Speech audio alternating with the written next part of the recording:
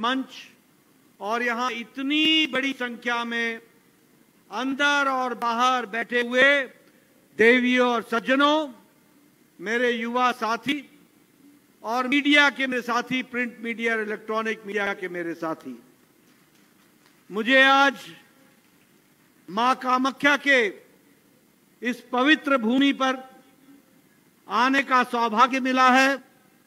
सबसे पहले तो मैं मां कामाख्या को नमन करता हूं और आशीर्वाद लेकर के अपनी बात को प्रारंभ करता हूं।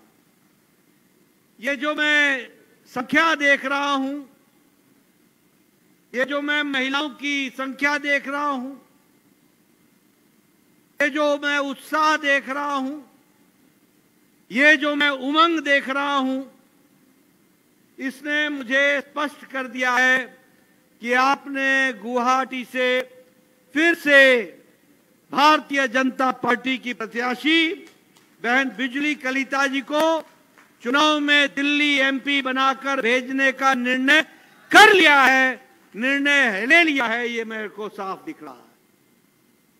मित्रों, जब मैं चुनाव की बात करता हूं तो आपको बताना चाहता हूं कि मोदी जी के नेतृत्व में आज भारत की राजनीति का तौर तरीका, भारत की राजनीति की संस्कृति, भारत की राजनीति की परिभाषा, डेफिनेशन, ये सब बदल गई है। पहले राजनीति होती थी भाई को भाई से लड़ाओ, इलाके को इलाके से लड़ाओ, देश को प्रदेश से लड़ाओ, नदी के इस पार नदी के उस पार का झगड़ा पैदा करो, धर्म के नाम पर झगड़ा पैदा करो, भाई को भाई से लड़ाओ और वोट बैंक की राजनीति करो और अपना काम निकालो। यह राजनीति कांग्रेस पार्टी ने लंबे समय तक चलाई, लेकिन मोदी जी ने राजनीति की परिभाषा बदल डाली। आज राजनीति का मतलब है विकासवाद, डेवलपमेंट। विकास का मतलब है सबका साथ, सबका विकास, सबका विश्वास, सबका प्रयास। आज विकास का मतलब है सबके साथ न्याय और किसी के साथ भी तुष्टीकरण नहीं। पॉलिटिक्स ऑफ अपीजमेंट को बाय बाय, छुट्टी। अब पॉलिटिक्स ऑफ अपीजमेंट नहीं चलेगा। अब सबका साथ, सबका विकास, सबका विश्वास, सबका प्रयास, इसको बढ़ाने का काम किया। दूसरी बात, अकाउंटेबिलिटी की राजनीति, जवाबदेही की राजनीति, रिपोर्ट कार्ड की राजनीति। अभी मेरे से पहले जितने भी वक्ताओं ने यहां से भाषण दिया होगा, सबने आपको गुवाहाटी का और असम का रिपोर्ट कार्ड रखा होगा, बताया होगा कि मोदी जी के नेतृत्व में किस तरीके से विकास हुआ है, बताया होगा। Politics of accountability, politics of performance, politics of pro responsive government, proactive government. और इसीलिए आपने देखा होगा 10 साल पहले असम मतलब बंद, असम मतलब बॉम्ब, असम मतलब ब्लॉकेड, असम मतलब नो डेवलपमेंट और असम मतलब हर तरीके का क्राइसिस। आज मोदी जी ने असम को बदल दिया। असम मतलब डेवलपमेंट, असम मतलब पीस, असम मतलब प्रॉस्पेरिटी, असम मतलब असम मतलब हेल्थ केयर, असम मतलब एजुकेशन हब। आज ये इस तरीके 10 साल में मोदी जी ने असम को बदल डाला है, वो आपने देखा। और इसलिए अब असम शांति, सुरक्षा, सुशासन, सशक्तिकरण, इसके पर्यायवाची बन गया, तो असम बन गया। इसको हमको समझना चाहिए। आज मुझे खुशी है, बताइए आज गांव का विकास हुआ है कि नहीं हुआ है? गांव का विकास हुआ है कि नहीं हुआ है? गांव में पक्की सड़कें पहुंची है ना? ऑल वेदर रोड पहुंचा है ना? आपको मैं बताना चाहता हूं कि 60,000 किलो सड़क गांव की पक्की की गई है, 7,60,000 किलोमीटर। और पिछले 10 सालों में 1,70,000 गांवों को पक्की सड़क से जोड़ा गया है। आपको जानकर खुशी होगी, भारत आज से 10 साल पहले ये पिछलग्गू भारत था। दुनिया में हमारा अर्थ जगत में, आर्थिक जगत में 11वां नंबर था, 11वां नंबर। हमारे आगे छोटे छोटे देश खड़े थे, लेकिन मोदी जी के नेतृत्व में आज देश ने 11वें नंबर से छलांग लगाकर ब्रिटानिया जिसने हमको 200 साल राज किया, उसको पछाड़ करके भारत आज 5वें नंबर की अर्थव्यवस्था बन गया, अर्थव्यवस्था बन गया, 5 नंबर। और आप बिजली कलिता जी को चुनाव जिताकर भेजेंगे, प्रधानमंत्री मोदी जी तीसरी बार प्रधानमंत्री बनेंगे और भारत तीसरे नंबर की अर्थव्यवस्था बन जाएगा, तीसरे नंबर की अर्थव्यवस्था बन जाएगा। आज आप लोगों के हाथ में मोबाइल है, सबके हाथ में मोबाइल है ना? मोबाइल आप देखना, उस मोबाइल पे पहले लिखा होता था 10 साल पहले मेड इन चाइना। आज आपके मोबाइल पर लिखा है मेड इन इंडिया। आज एप्पल का मोबाइल भी भारत में बन रहा है। हम ऑटोमोबाइल की बात करते हैं, जापान को हम लोग मानते थे कि डैटसन, टोयोटा, जापान की गाड़ियां दुनिया में हैं। आज आपको जानकर खुशी होगी कि ऑटो मार्केट में, यानी गाड़ियां खरीदने में, ऑटोमोबाइल की मार्केट में भारत जापान को पिछाड़कर अब तीसरे नंबर का ऑटोमोबाइल मार्केट में गया, तीसरे नंबर। इस्पात में, स्टील में हम चौथे नंबर पर खड़े थे, आज हम दूसरे नंबर पर खड़े हैं और मोदी जी को फिर जिताना, हम नंबर 1 पर इस्पात में खड़े हो जाएंगे। इस तरीके से हम काम कर रहे हैं। आपको जानकर आश्चर्य होगा, आपको जानकर आश्चर्य होगा कि टॉय इंडस्ट्री, खिलौना बनाने वाली इंडस्ट्री, चाइना हमसे आगे था।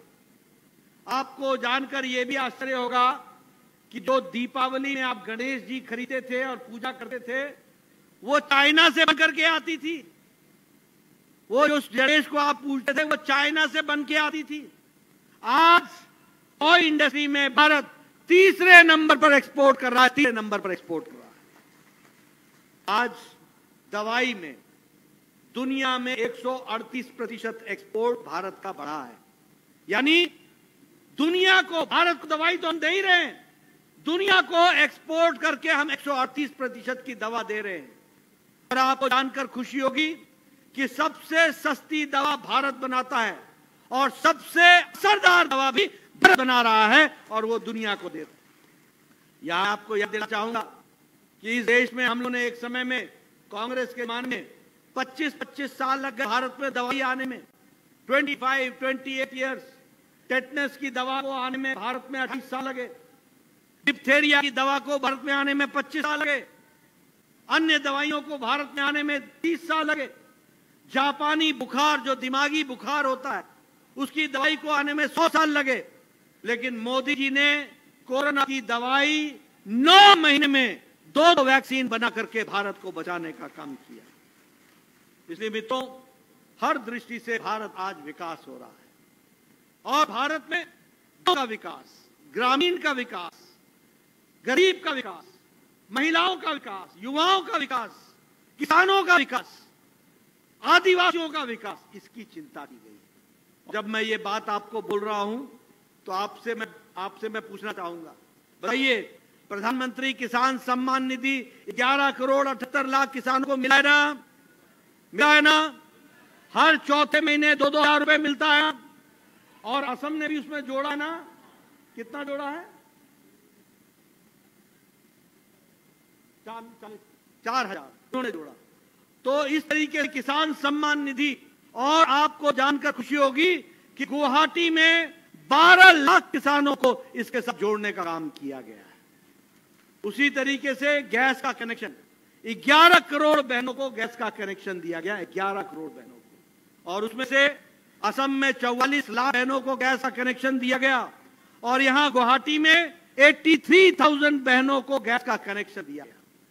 मैं गांव से आता हूं, पहाड़ी इलाका से आता हूं, पहाड़ी इलाके से। मेरे यहाँ बहनें सुबह 5 बजे उठती थी, जंगल में जाती थी, लकड़ी काटती, लकड़ी का बोझा लेकर पगडंडियों चल करके घर आती थी, चूल्हा जलाती थी, फूकनी लेकर के फूक करके धुआं के बीच में वो चूल्हा जला करके चाय बनाती थी। ऐसी स्थिति थी कि नहीं थी? बताओ, थी कि नहीं थी? आज 5 मिनट में टक से गैस का लाइटर जलाती हैं और 5 मिनट में चाय बना करके और आधे घंटे में भोजन बना करके घर को आगे बढ़ाती हैं। ये उनका सशक्तिकरण है।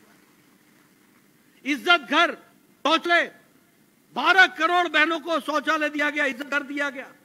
और आपको जानकर के आश्चर्य होगा कि लोग खुले में अपने दैनिक नित्य कर्म के लिए जाया करते थे।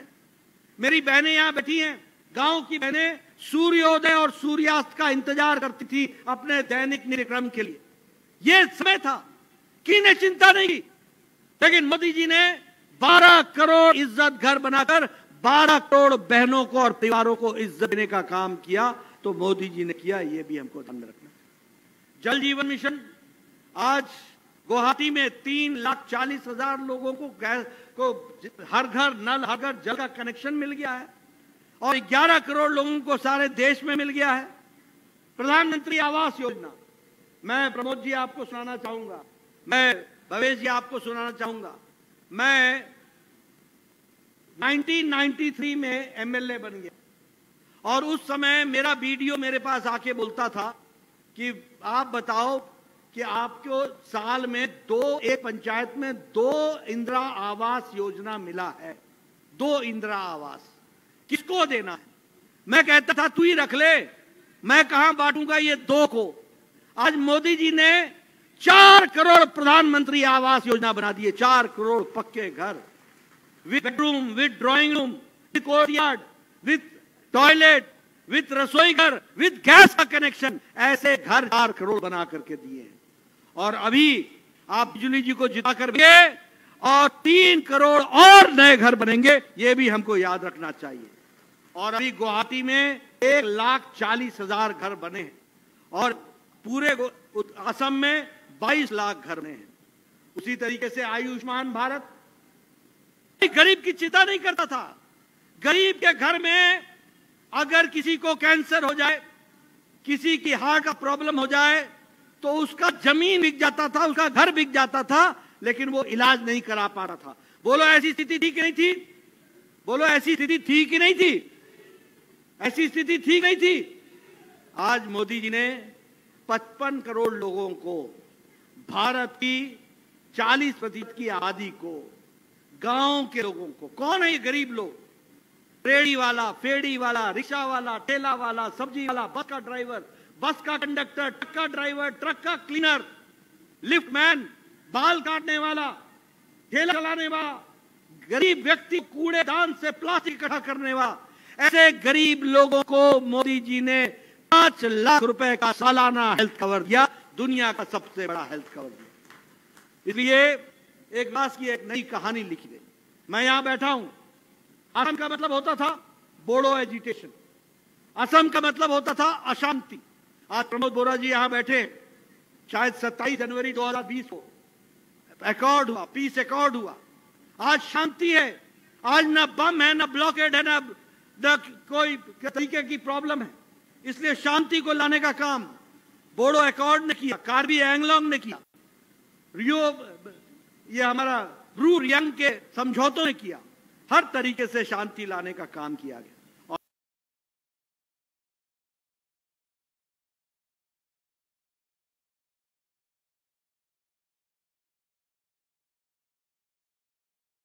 भारत रेलवे स्टेशन रीडेवलपमेंट, अब आपको असम के रेलवे स्टेशन और एयरपोर्ट में अंतर नहीं महसूस होगा, दोनों बराबर के वर्ल्ड क्लास बन रहे हैं। 50 रेलवे स्टेशंस असम के रीडेवलप होंगे, उसके लिए अमृत भारत में काम चल रहा है। आपको टैक्सेस में, टैक्स के बिल में 4 गुना वृद्धि की गई, सेंट्रल ग्रांट एड में 3 गुना वृद्धि की गई है। ये बोगीबील ब्रिज, ये इतने सालों से लटका हुआ था, इसको 16 साल बाद किसी ने रूप दिया, तो भारत के प्रधानमंत्री नरेंद्र मोदी जी ने दिया, ये भी याद रखिए। उसी तरीके से भूपेन हजारिका सेतु ये 2003 में तैयार होना था और 2017 में जाकर प्रधानमंत्री मोदी जी ने इसको पूरा किया है। आपके यहाँ 2500 किलोमीटर का नेशनल हाईवे बन रहा है और मुझे खुशी है, मैं जब स्वास्थ्य मंत्री था तो मुझे ये सौभाग्य मोदी जी के नेतृत्व में और मोदी जी की इच्छा के अनुसार गुवाहाटी को पहली बार All India Institute of Medical Sciences देने का काम हुआ।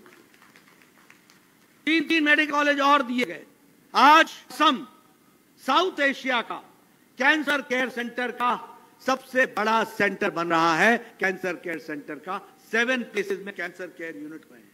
उसी तरीके से विकास के दृष्टि से हर काम को ये नेशनल फॉरेंसिक साइंस यूनिवर्सिटी, इसका भी फाउंडेशन स्टोन गुवाहाटी में रखा गया है। आप बताइए कि सोच सकते थे कि नॉर्थ ईस्ट में गुवाहाटी में फॉरेंसिक इंस्टीट्यूट की यूनिवर्सिटी खुलेगी? We would never imagine. ये मोदी जी की सोच है जिसने national forensic university science university को गुवाहाटी कैंपस को खोलने का काम किया। उसी तरीके से गुवाहाटी को स्मार्ट सिटी में लिया गया और इसी तरीके से अब तो कामाख्या माता के लिए भी रोपवे का प्रावधान किया जा रहा है, जो कामाख्या रेल स्टेशन से रोपवे के माध्यम से कामाख्या मंदिर तक पहुंचने का काम होगा। इससे विकास की हर तरीके से नए आयाम को जोड़ने का काम हुआ है। मित्रों, मैं यहां एक बात और बोलना चाहता हूं। एक तरफ मोदी जी के नेतृत्व में उन्होंने तय किया है कि हम भ्रष्टाचार को जड़ मूल से समाप्त करेंगे। लाल किले के प्राचीर से मोदी जी ने कहा भ्रष्टाचार ही सुना है रिटेल की दुकान पर होलसेल का दाम। जी हाँ, नव्या लेकर आया है डिजाइनर सूट्स, कुर्तीज और फैब्रिक्स। सबसे सस्ता, सबसे अच्छा, defence road, Mamun, Pathankot. Contact 96141 96141।